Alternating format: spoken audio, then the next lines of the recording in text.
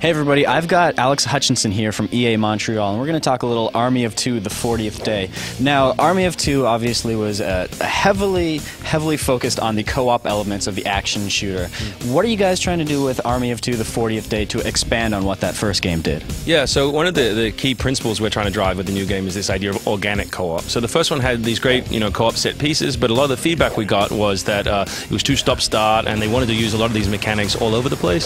So while there'll still be set pieces in the new game, a lot of the time we're focusing on here is a suite of moves that you can use whenever you want. So we've added, mock surrender, the hostage holds, the way you can interact with doors, all these sorts of things, which are, things you can use all throughout the game. So the subtitle there is a little vague, the 40th day. People probably aren't going to know what that means right away. So can you describe that for us, how it fits into this whole setting of basically just Shanghai gone to hell? Yeah, so there's been a lot of people who've picked up on the kind of biblical, undertones of the title, and where it comes from in the story is the sort of invading force, which is causing this sort of what feels like a natural disaster, but is really sort of a man-made disaster, is undertaking this thing they're calling the 40th Day Initiative.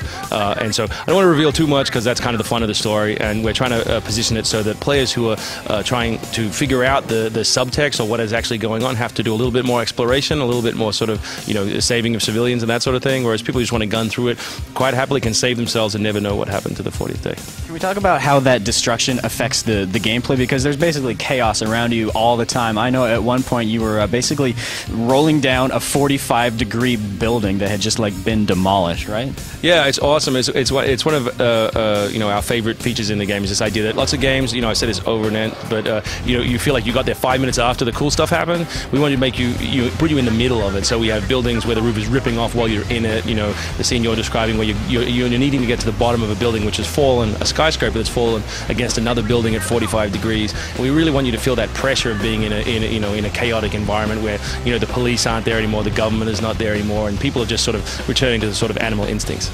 Now, those animal instincts kind of play out when you run into civilians and you kind of have the choice. Should I let them go? Should I shoot them? Should I have a good time here? Yeah. What sort of moral consequences or decisions are you faced with in this game? Yeah, so there's a big feature which we've hinted at today, which you're talking about with the civilians. I like the idea that you can play the game, even though the game doesn't branch, that you can play it in different styles. So you and I could play together and say, we want to be bad guys, we're going to kill the civilians, we're going to make jokes all the whole time, you know what I mean, and not worry about what's happening to Shanghai and focus only on ourselves.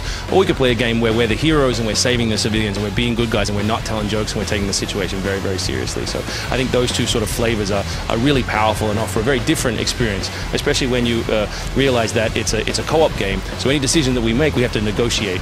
So if I want to be the bad guy, I have to tell you, let's be bad, and we have to talk about it, which is not, we're not going to do a massive branching RPG storyline, but just that alone, I think, adds a much deeper element to an action game. And at E3, we'll be showing the other half of this, which are these major, unique, moral moments, which we're sort of calling co-op choices, where under time pressure you and your partner need to make a key decision about a story, and these will be completely unique and I think pretty surprising for people. Well, Alex, it looks really good. What can you tell us about the release? When is it going to come out, and which platforms is it going to arrive on? Sure, it's on Xbox 360 and PlayStation 3, and it's coming out in the very start of 2010, and also PSP. I shouldn't forget the PSP. People will shoot me. All right, I will not shoot you, but I can't guarantee anybody else. Thanks a lot, Alex. Thanks, sir. Worst zoo ever.